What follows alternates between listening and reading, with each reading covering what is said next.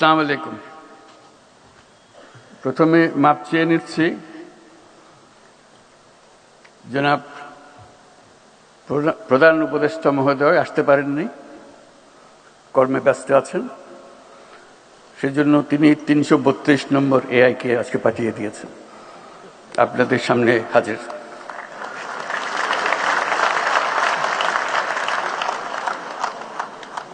তা আমি চেষ্টা করব উনি যা বলতে চেয়েছিলেন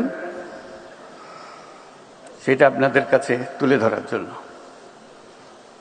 আশা করি তিনি সন্তুষ্ট হবেন, তার কথাগুলো আমি বলতে পেরেছি।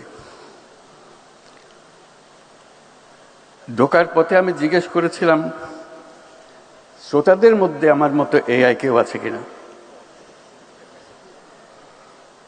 এই জন্য জানতে চেয়েছিলাম তাহলে কথা বলতে সুবিধা হবে, আমার কথাগুলো তারা তাড়াতাড়ি বুঝবে। তারা তথ্যটা দিতে পারে নাই, তারা বোধহয় সজাগ ছিল না যে এখানে শ্রোতাদের মধ্যেও এআই থাকতে পারেন, কারণ